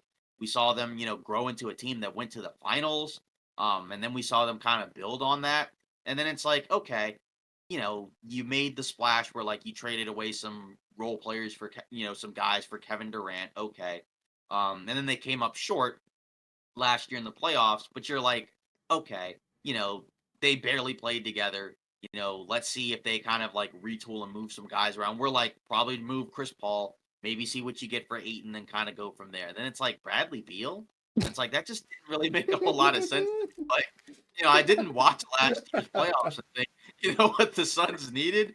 Bradley Beal. That just made not a lot of sense to me. And from the jump, I know we both treated the Suns as a contender. I know when we made that tier list, we had the Nuggets in their own tier, and then we had the Lakers, Suns, and Warriors, who all somehow found ways to be significantly worse than we expected. Yeah. But I was the lowest on the Suns. I think you were the lowest on Golden State. Yeah. And yes, the Golden State one was right, because they didn't even make the playoffs. Sure. God bless them. They didn't even make the playoffs. Yeah, that's a topic for another day. Yeah, and then the Suns, like you said, the Lakers are playing against the Nuggets, fighting for their lives, and they got to win. Yeah. They almost had 2 wins, but you couldn't get 1 win against the Timberwolves. Even when Anthony Edwards had a horrible game, I don't understand. And Towns. There was literally a game where Edwards and Towns were absolutely horrible, and you still got destroyed. That game wasn't even close. And watching Gobert dribble the ball and do a one-man fast break Euro step, how are you losing to this team in 4 games? I understand that clearly the Timberwolves are the better team. We were wrong about the Suns winning that series, but I'm just very shocked at the fact that they got swept. I mean, but again, it comes down to Edwards was the best player on the floor. The Suns' 3 stars were all bad, and you can kind of see they didn't fit.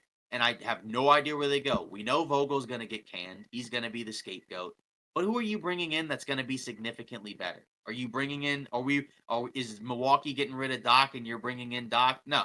Are you bringing in Adrian Griffin to fix this mess? Probably not. Maybe you might be okay, the Lakers. Maybe Darvin Ham didn't work for you, but maybe it'll work. Probably not. No. I mean, They already stole Frank Vogel from the Lakers, so maybe they end up stealing Darvin Ham. Who knows? Yeah. I don't know. Either way, It's disgusting, there's bro. no easy fix for this Suns team. It's like, and then like you mentioned, the role players. That's the other problem where it's like, how many guys off of Phoenix's bench would play significant minutes for any of these other playoff teams? Like, would Nasir Little get any minutes for like the Nuggets or Minnesota or Boston? Like, no. You know what I mean? Like, maybe Eric Gordon would get like a little bit of run, but he played 39 minutes in this game. Like, no way should Eric Gordon at this stage in his career play 39 minutes in any game. And, this was the guy that, like, I know, I think, I remember in the offseason, I remember, like, the rumors about the Lakers signing Eric Gordon. And I was like, please don't do this. Please Right. don't do this. Right. It was supposed to be more than the minimum, right? Like, they got Taurean Prince, who I guess isn't that much better. But, I mean, like, I think he's, a little bit more consistent, even though Gordon probably has a little bit more explosiveness to him. But also, like, you know how it is. But either way, like, I don't know. And then it's like Nurkic is the center of your defense. Clearly that didn't work. And again, it's not his fault, but he's just not good enough probably to be a starting center on a championship caliber team. Obviously the concept makes sense. You have these three scorers, so maybe you get a more physical, big, who can do some playmaking and some of the other dirty work stuff. But it also just isn't enough. I mean, he played 20 minutes, and it's like, okay, we'll put Durant at center. He played 46 minutes. Okay, good luck with that. And then it's like, you don't have any other capable bigs. Bol, we know he's not a playoff guy. Yeah. Chu Eubanks was. I don't even know what that was. I'm not even gonna say anything. Thad Young, we were like, okay, that's kind of interesting. Where it's like he's a small ball 5, but he's like kind of like a a physical guy, even though he's not that.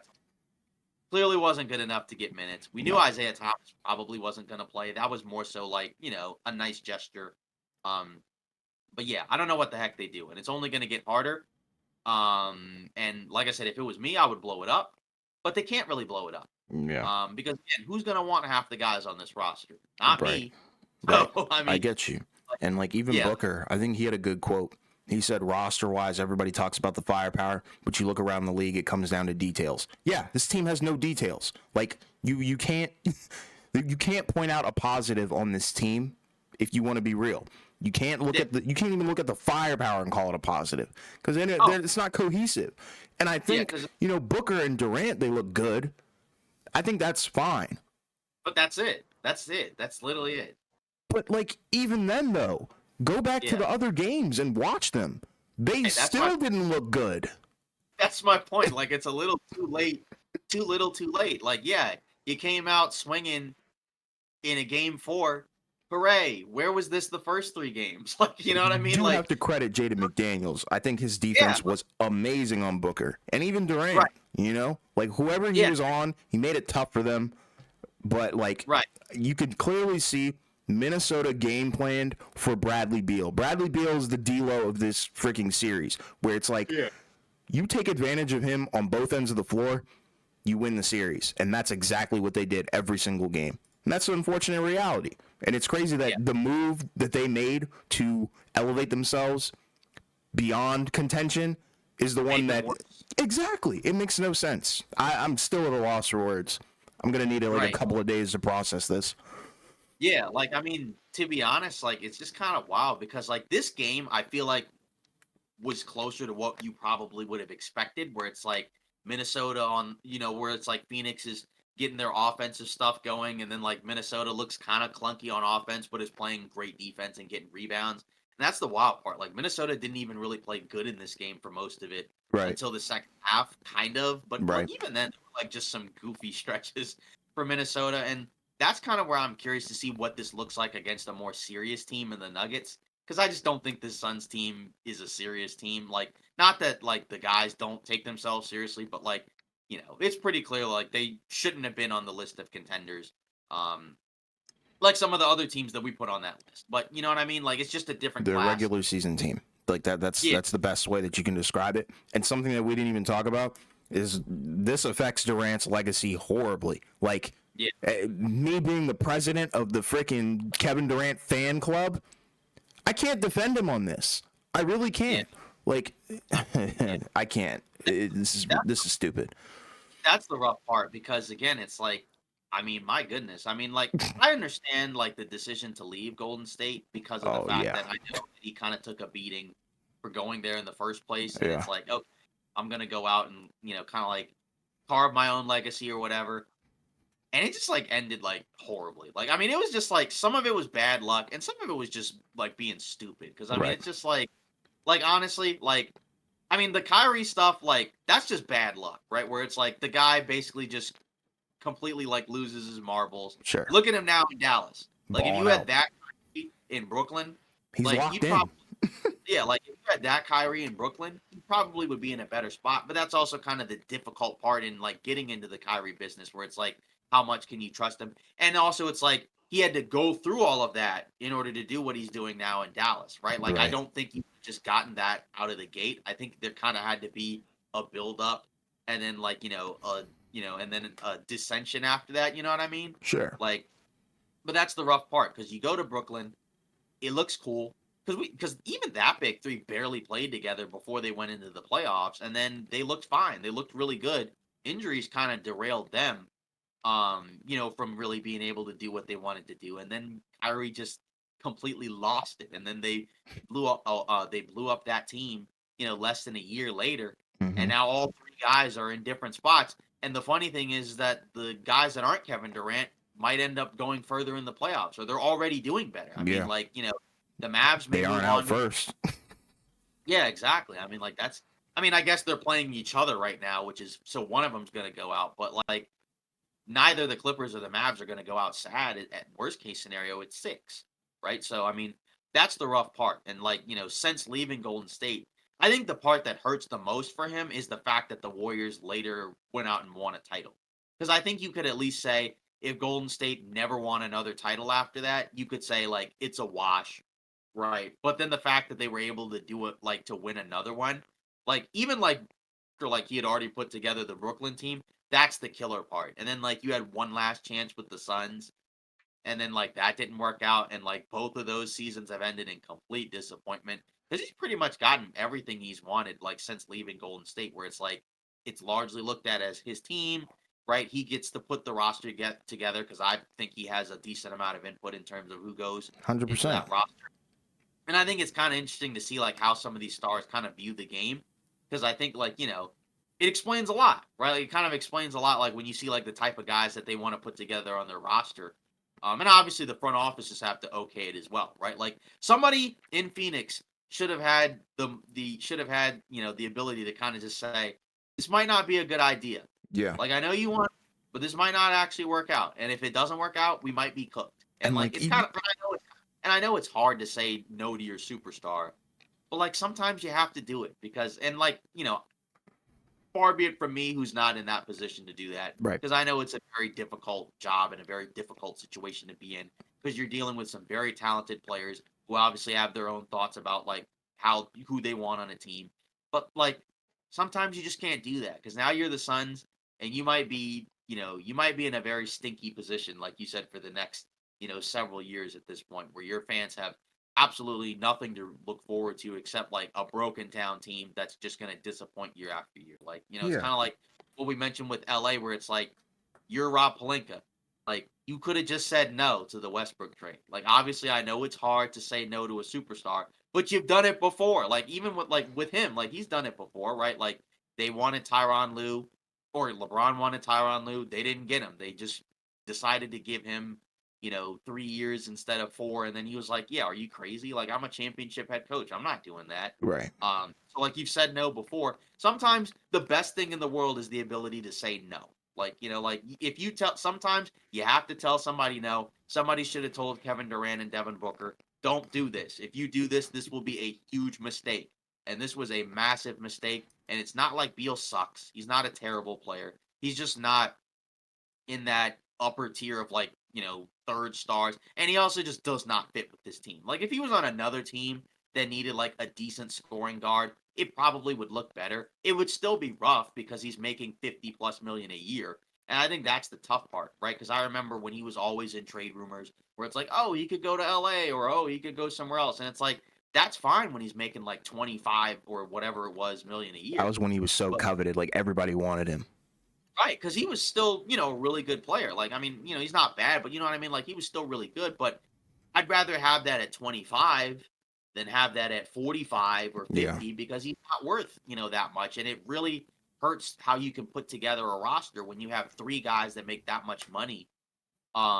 And one of those guys is not that type of player, right? Like, you could get away with that when it's like Steph Curry, Kevin Durant, and Clay Thompson. Like, I Hmm. mean, Clay wasn't making as much, but you know what I mean? Like, you can get away with that when you have three guys that are all, at that top 10 plus sphere. But like, if one of those guys is not, particularly like if, one or two of those guys are not strong defensively, like that's the rough part. Cause like for Golden State, like Clay's a good defender. Durant at that point for Golden State was a good defender.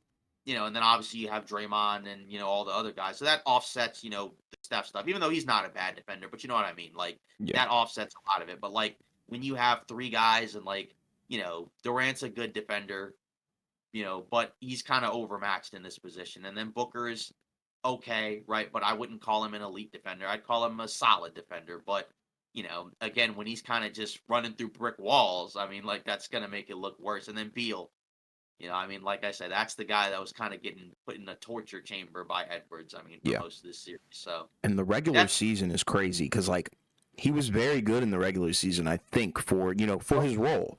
especially to close, especially like towards the end, he was playing like really, really well because Yeah. like he was taking it to Edwards in Yeah. those games in the regular And he was season. efficient. Like he was efficient, and that's the thing. Like he's never been a crazy efficiency guy. He's always been like big shot maker, all that stuff. But to see him be the number one option in Washington, I've also seen him as the number two option in Washington, and now to see him as the number three in Phoenix, not good. And like you were talking about, I get it. Like from wanting him from a talent perspective, but whoever actually gave them the green light to okay this, considering and looking at his contract, I don't know. I don't know what you could possibly do, because even if you want to get rid of him, you really can't. That no trade clause, he can just Yeah. say no.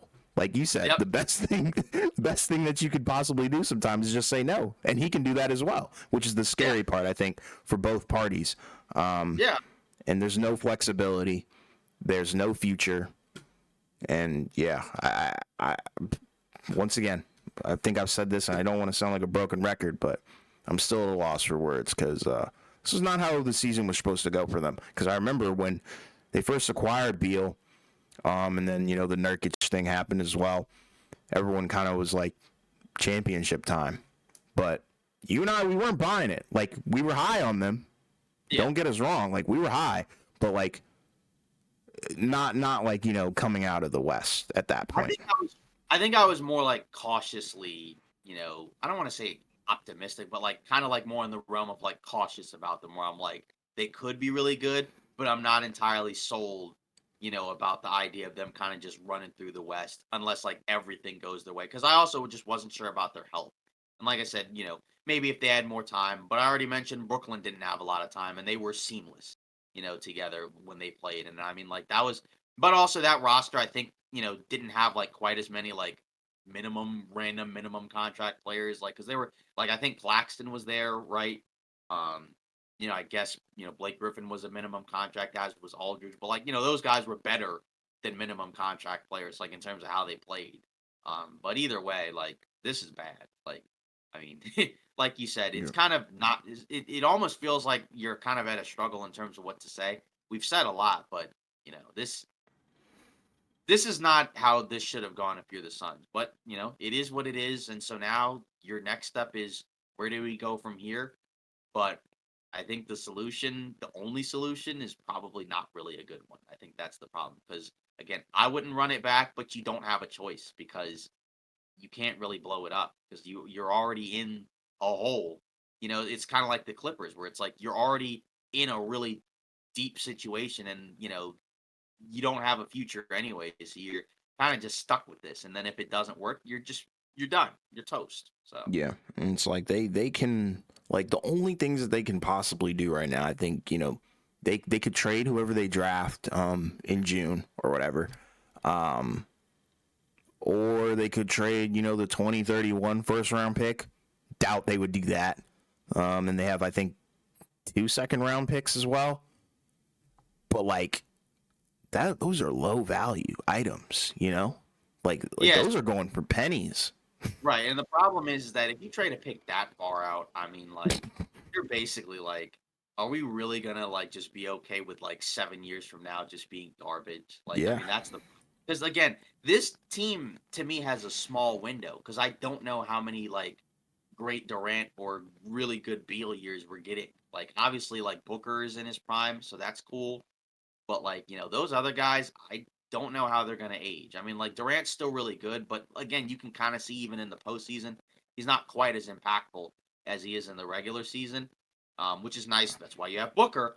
But again, then you throw in Beal in there, and it's like, is he gonna have a healthy season next year? Like maybe, but probably not, because I haven't seen him have a healthy season in a while. Because I remember when I would go to Washington Wizards games a lot, and like he and Wall would kind of take turns being in and out of the games. And initially Wall was the durable guy, and Beal was always hurt. Then he became more durable, and then all of a sudden now he's back to being injury prone. Yeah, he's only had 2 career seasons where he's played all 82 games, and that was even like before he, I think, was in the best version of himself. But that's neither here nor there. I just don't really know what you could possibly do, and it's just hilarious that of the big three, he's the one with the worst contract and the no trade clause. It makes no sense to me, but hey, So that's what yeah, they knew what they were getting themselves into. right. He's the one with the most expensive contract, and he's by far the worst player of the three. And it proved it. And I think the other interesting thing is like you look at Beal and you look at the postseason numbers, they're awful. And I think that's Yeah. because he's not really a postseason player. We know Book turns it up in the postseason, maybe not in elimination games. That's a little different. Well, Durant, except for this one, but there's no yeah, pressure. yeah, but I think it was more so game set. I can't remember what it was, but regardless, like Kevin Durant, we already know I think he's a pretty proven postseason player at times, and then you look at Beal and he didn't do much, so that raises more question marks, I think, and not good ones. Yeah, I think before this game, I think Underdog put out a stat that like the last 5 Booker and Durant Suns games they lost by like 20 or more. Like because they lost, obviously the Nuggets game in Game 6 where they got blasted, and then I think Game 5 was the same thing, and then obviously the first 3 games of this series. So that's yeah, not great. And like you mentioned for Durant, right? Because like you're talking about the last few postseasons, right? This year was a sweep. Last year they lost in the second round in 6, but you're okay with that because you just put the team together, so that's fine. And then the year before that, right, in Brooklyn, he got swept in the first round again. So, that's not ideal. But I think, it's kind of a factor of again, at this point and given his age, right? He's just probably not quite as impactful in the postseason. But it's not that you can't win with him. It's just he probably needs like this isn't gonna work. Like Need like this depth. yeah, like, I think that's kind of what we're seeing. Because I think that Brooklyn series, what was it, 3 seasons ago? Like, I know Mhm. they lost, but he was pretty good in that series. Yeah, I know he had the air ball game winner or whatever it was in game he was 7, out but, of like, he was gas, but that's the yeah, president of the fan club talking. So but that's what I'm saying, like, he was really good in that series, you know what I mean? Like, I thought like, I know they lost, but he was great in that series, like, so, to see that, like, versus, like, these last 3 series is just kind of wild, but at the same time, I think that's more indicative, kinda like we talked about with, LeBron and the Lakers or, like, Steph and the Warriors, where it's like, the types of players that they need now are a little bit different than what they were able to get away with, in previous years. I mean, obviously, that Brooklyn team had 2 other really good players on it, so it's not like that wasn't a good team, but this is probably the worst type of team you could put around guys like Durant and Booker because they just need guys that can at least help them out, like not from a scoring standpoint, but just from an organizing standpoint. Because you look at Minnesota and like even a guy like Mike Conley, who's not a top tier point guard, right, just helps them out so much. I mean, like honestly, looking back, I hadn't even thought about this, but kind of looking back at that trade right. last year, I think you can make the case that it's probably Minnesota that probably won that trade the most. Because it was the 3-team deal. It was LA, Mm-hmm. Minnesota, Mm-hmm. Utah, right? Like Westbrook went to Utah, and Mm-hmm. then the Lakers picked up D'Lo, Vanderbilt, Beasley, and then Minnesota picked up Mike Conley, and then they also I think got Nikhil Alexander Walker in that trade. Right. So I think you might make the case now that it actually, and at the time we were talking about the Lakers, winning that trade, and we liked what Minnesota did, but at this point you might have to say that Minnesota won the trade because Conley's actually been pretty good for Minnesota, and I think that's kind of the wild part because he looked awful like at the end of his time in Utah. Like he had some playoff games where he had like 0 points. Like he was just straight up. He looked like he was done. Right. And then now all of a sudden to go to Minnesota and look completely reinvigorated, playing for a better team, I think helps out a lot. But like just the fact that like he's there now and he just looks like a much more like refreshed player and actually like being able to help out. Again, we'll see what it looks like when he plays Denver. But like that's kind of the wild part. Like I mean, can we say that at this point? I mean, like obviously LA went to the Western Conference Finals, right? So it's not like they didn't get anything out of it, but and then you look at Minnesota, and we'll see. But I mean, maybe I'm getting ahead of myself there because again, the Lakers did get to the Western Conference Finals last year with that trade. So maybe that's kind of, saying too much ahead of time, but like I mean, Conley's been really good for Minnesota, as has Nikhil Alexander Walker been. Who kind of looked like he was kind of on his way out. Like he didn't look that good for a little bit. Yeah. And now he's, he wasn't great in this game, but he was I mean, he was a huge X factor for Minnesota in this series on both ends. Yeah, but I mean, like, I think the Michael Conley Jr. thing, like, I think he helps Anthony Edwards more than D'Lo ever could have in his entire Yeah. lifetime. He's not going to get in his way. Yeah, and he's also going to give him, not to say that D'Lo's not a leader or anything like that, but Conley's certified vet. Everybody knows that like he's one of the best teammates that you could possibly have. That's a known fact, and I think him being around Anthony Edwards and kind of showing him the ropes, and also you can definitely tell he's been in his ear about playmaking. I don't care what anybody says. I think he's probably the catalyst for that reason because we didn't see that when D'Lo was there, and I think he's kind of been teaching him and showing him you don't have to score to impact the game, but we know our roles, and like you said, he's not going to get in his way. You're never going to see Michael Conley wave off Anthony Edwards. Nothing crazy like that would happen, but it wouldn't surprise me if D'Lo waved off Anthony Edwards, takes a bad shot. Not like attacking anybody or anything like that, but I think Minnesota is on the rise, and that's the scary part. Right. And it starts with Edwards, and everyone else is kind of following suit. Yeah, because like eventually in the future, you're gonna probably find a replacement for the Conley spot just because of his age. Yep. But I do kind of wonder, like, from a Laker perspective, like, would it have actually have been better if they had gotten Mike Conley? Because I think they threw in a second, in order to take D'Angelo Russell, as opposed because Minnesota was looking to get rid of him. I think. Well, they were 100%. Not they were, and the Lakers threw in the second to get D'Lo because I think they were going to get Conley, and then they just threw in the second to get D'Lo. I mean, I guess D'Lo you could say has the higher ceiling, but probably the lower floor. But then it was also like a gamble because I mean I know he looked solid in Utah like last season before he was traded to Minnesota, but I mean again he looked awful like that last playoff run in Utah. So I can understand like at the time people being like that guy might be washed, but like and it was the age too. From an LA perspective, like would that actually have been better, or would it just been like, he's the younger guy, and the more explosive guy, and he could just be, it may just be better to kind of like I don't know, just like I don't know, gamble on his floor or ceiling or whatever versus Conley. I don't know, like because again, that's kind of the tough part of being a GM where you have to make those decisions, but he's been really good.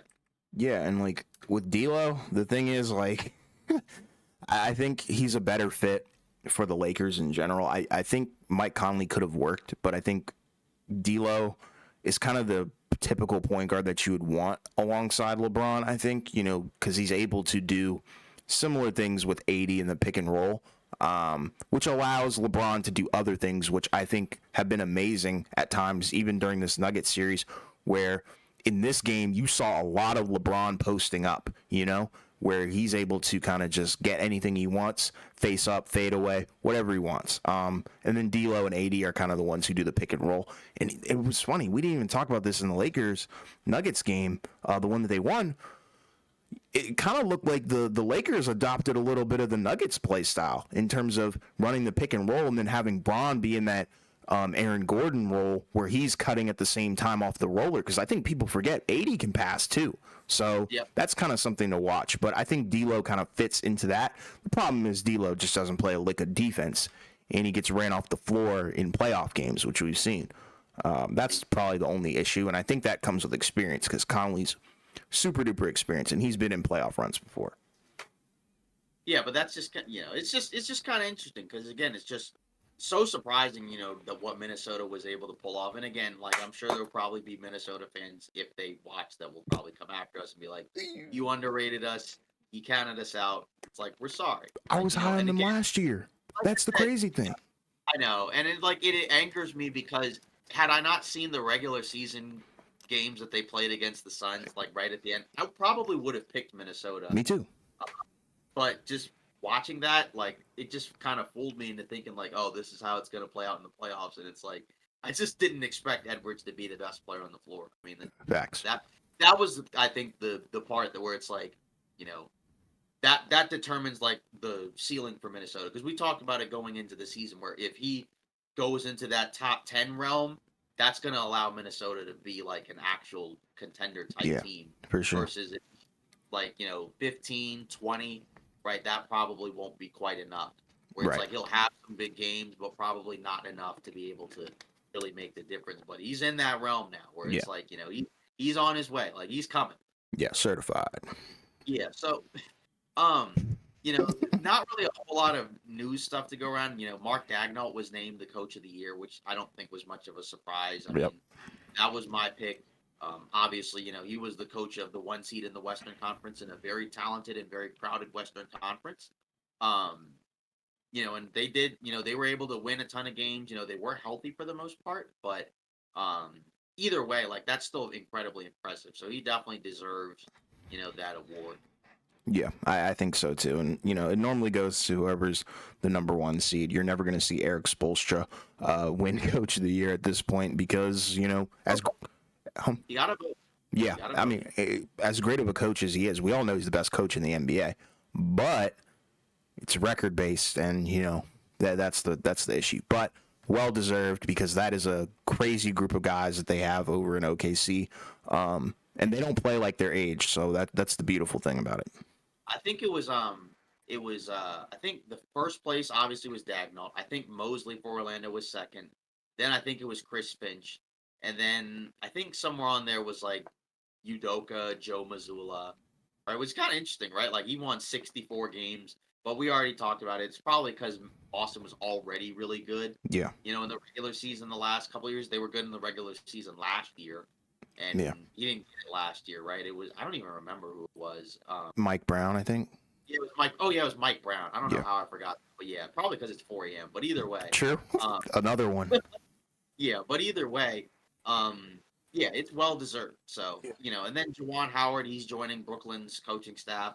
He's a guy that's been rumored to kind of be in a position. I don't know much about, what he is as a coach. I know he coached Michigan. Obviously, he went there as a player before he got into the NBA. Got fired, I think, from there or whatever. So, I mean, but either way, like, I think he got fired or maybe he left. But either way, like, obviously. Yeah, you got an opportunity now to join the NBA coaching staff.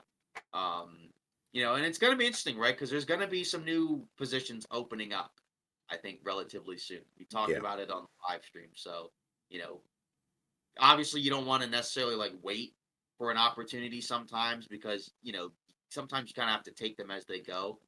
But either way, like we'll see what he does in Brooklyn. But I'm curious to see who will step into these upcoming opening spots because there's going to be some opening spots. We know some coaches are going to be gone once the offseason, once teams get eliminated from the playoffs. We know it's coming because we've heard about it, right? Like Woj was talking about Frank Vogel being gone before they even played this game. Like the fact that before they even played this game, you were already hearing about it. is kind of wild because I Yeah. don't even think we heard that about like Darvin Ham, which like I think we expect him to be gone as well. But like, that would be kind of interesting if like, one of them gets fired, the other stays, and the only difference was that one of them won one game. Right. Like, but That'd be crazy.